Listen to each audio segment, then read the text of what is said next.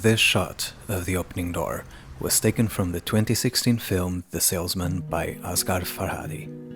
It marks the moment in the film where conflict is introduced, the moment where Rana, our female lead, is violently assaulted in her new provisional home.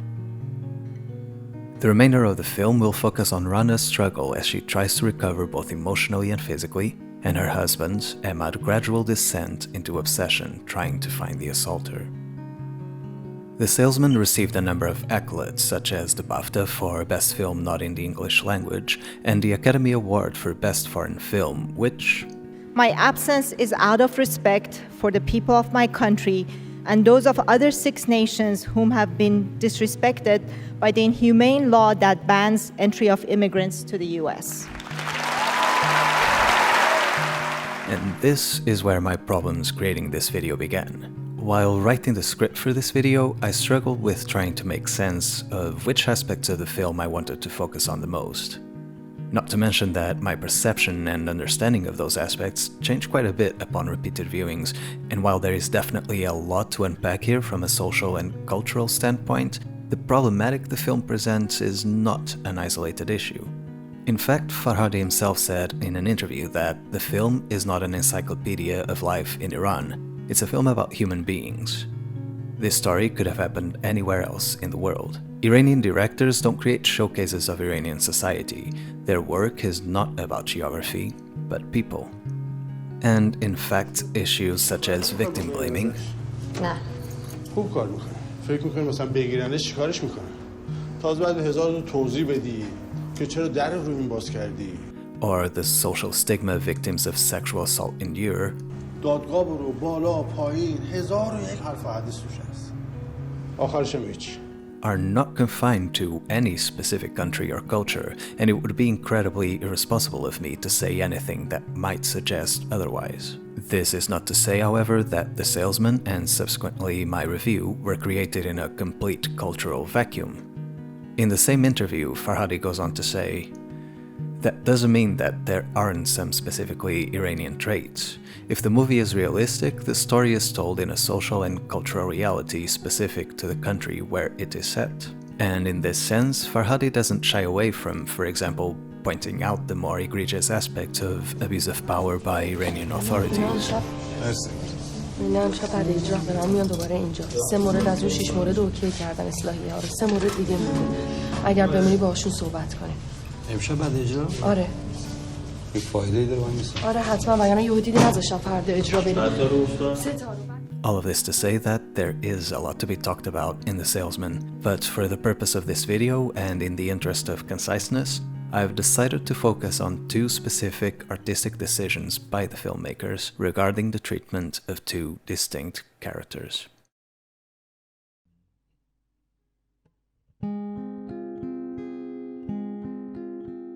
Following the attack, Emad turns all of his attention and efforts to finding the culprit. At first it seems like he's doing this out of genuine concern for his wife, but as the film progresses you start questioning his actual motivation. Public humiliation is a recurring theme in The Salesman, and at times it seems like the fear of seeing their personal lives subject to public scrutiny is what's actually driving Emad's actions instead of his wife's well-being. He repeatedly ignores Rana's wishes and downplays the trauma she is experiencing. He is the one who refuses to let go, holding on to very physical reminders of the assaulter's presence in the couple's life. And then you realize just how much Rana has been stripped away of any power of choice. She is repeatedly forced to be the moral compass and support for her husband.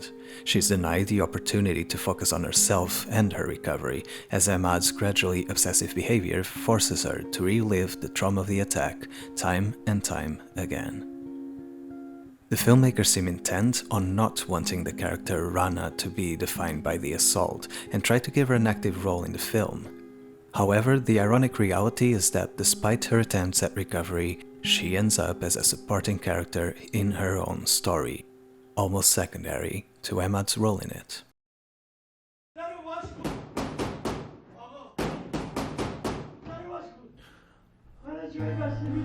During the final act of the film, we see Rana's assaulter trapped by Emad and forced to admit to his crime.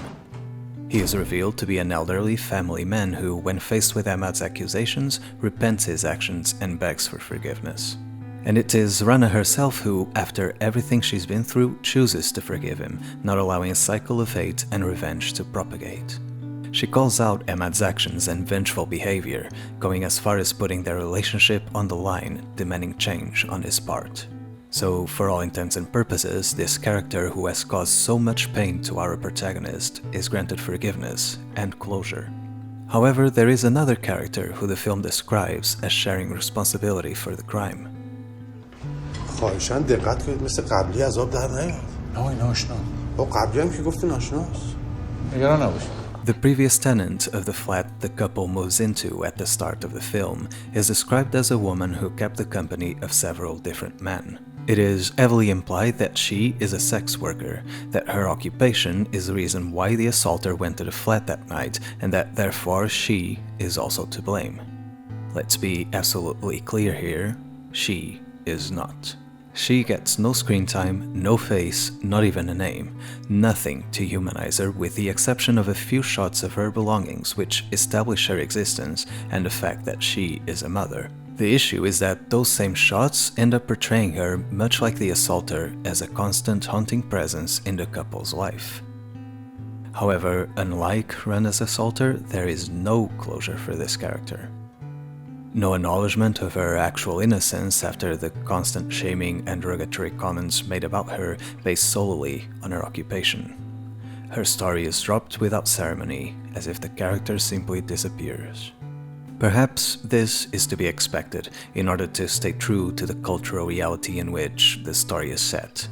But for a film that has so much to say about the treatment of victims of sexual assault and the emotional weight they carry with them, it is a shame that that same message and understanding could not be extended to others who are equally oppressed and often find themselves in danger simply because they are sex workers.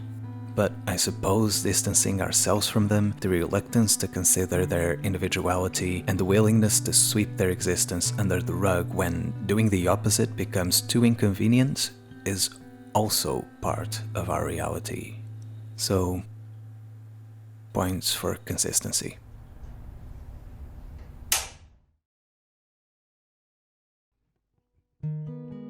Thank you so much for taking the time to watch this video. Please let me know what you thought in the comments below, and feel free to reach out to me on Twitter if you have any suggestions of pieces of media you'd like me to discuss in the future. Also, don't forget to like, share, and subscribe if you'd like to see more of my content. See you next time.